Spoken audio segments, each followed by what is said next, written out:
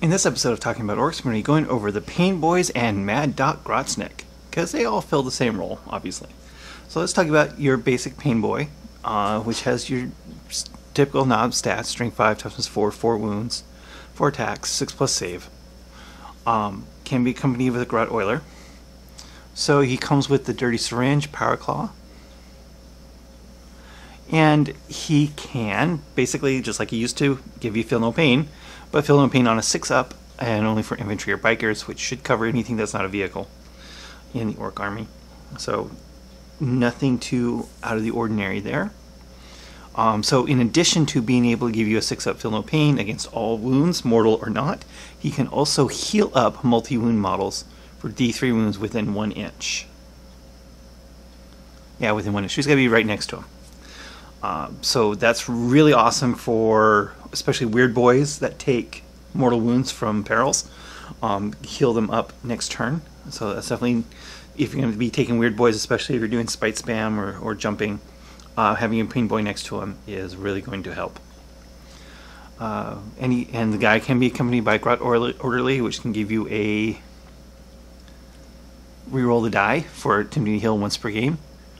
Or you can use it to absorb a wound. So basically a Painboy, Grots, Ammo Rants, Grot Orderlies are models now, unlike in the previous book where they were just entries, basically didn't do anything. Now they're actually models with a toughness, and you can take a wound on them. So basically it gives the Painboy another wound, especially like a multi-wound hit. You can put that on the Grot Orderly instead. So it gives them a little bit more survivability. I mean, it does cost points, but if you're only playing power level, always take your Grot Orderly, because you don't have to pay for them that way. Well, totally worth it. You can also give Painboy on a bike. Fortunately, they did not get rid of that, which is a very important unit for a lot of things, because it gives you the extra movement to keep up with running boys. And the only real difference, of course, he's on a bike, so he gains a toughness and gains a wound, and cannot take a Grot Orderly, because he can't keep up with them.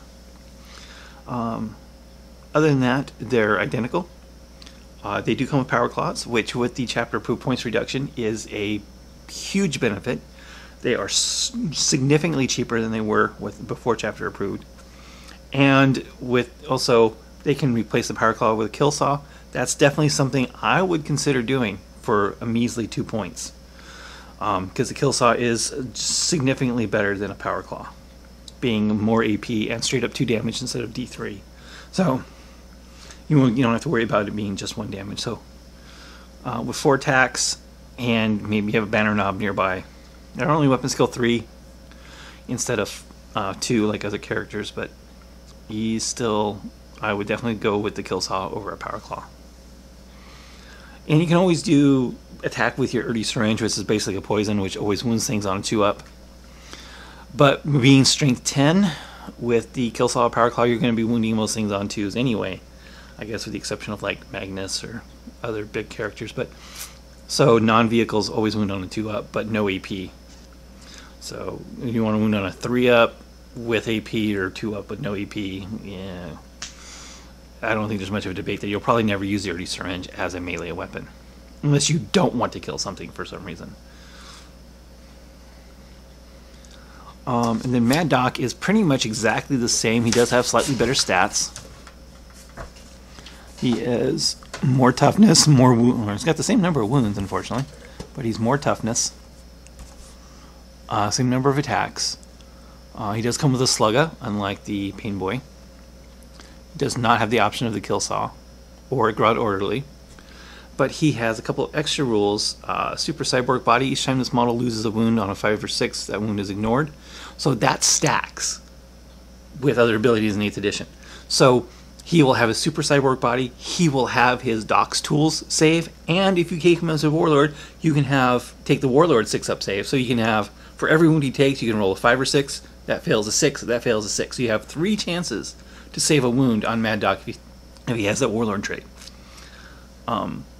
That's pretty good odds, actually, on not taking any wounds. And he is weapon skill 2. And he's not that much more than a Painboy. He's only about 20-ish points more. Before the Power Claw price drop, he was only like 10 points more, so, or not even, barely even 10 points more. So it wasn't a question. You'd always take Mad Doc instead of a single Painboy. But now with the points drop, with the Power Claw, yeah, Painboys are a lot more attractive. I mean, that's 20 points on you take two Painboys, 20 points each. That's a whole nother, almost a whole nother unit of something. Or making another unit bigger or better. So yeah, that's a significant points drop. And you're not going to really, oh, and he's still got the one scalpel short of a med pack. At the start of the charge phase, if there are no friendly Ork infantry units within 3 inches, he will attempt to charge the nearest enemy unit if there is one within 12 inches. He will do this even if he advanced or fell back this turn, but not if he's already within 1 inch of an enemy unit. So there will be almost no time that takes effect, because he'll always be next to another character, another infantry character usually. I guess if he's only next to bikers, that would trigger, but if he's standing next to a Warbanner Knob or a Gazgul or something. So keep that in mind, but it will probably almost never actually have to trigger. So what are Painboys for? Of course, they are for keeping your other things alive. Having a Painboy next to a unit of 30 boys and under a KFF gives you a 5-up invul save and a 6-up feel no pain for every incoming shot. 6-up feel no pain in melee would be really good, considering most of the time you only have a 6-up save anyway, so having 2 6-ups is better than 1 6-up. And maybe go with some Mega Knobs so they have that 2-up and then the feel no pain. Just a lot of survivability with the amount of shooting out there, and it's not so great against multi-damage wounds, obviously, because you have to roll a 6-up for each point of damage. But against like bolters and just regular melee attacks, anything that's only 1 damage, the Painboys can really add up.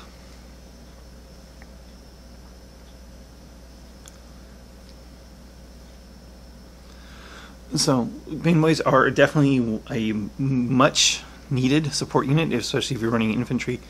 Along with the KFF, you probably don't want to run the Painboy only. And unlike a KFF, you only need the unit within 3 inches. So yeah, you can conga line out and still get your Painboy save, unlike the KFF, which has to be entirely within the bubble. Only this, with the Painboy, only one model needs to be within 3 inches. So it's a conga lineable ability like the Warbanner. Not much else to say about this in Painboy. It's not that expensive. It adds a lot of survivability. And being able to heal up your characters, especially weird boys that take mortal wounds from casting over 12, will add a lot of survivability and longevity to a very fragile army. So, do you run Painboys with anything other than boys? Do you like Painboys and Mega Knobs per se? So, thanks for watching. Thank you for watching this episode of Talking About Orks. Please subscribe and hit the bell button for notifications for new Talking About Orks videos every Wednesday, new battle reports every Friday, and hobby videos whenever I can. Thanks for watching.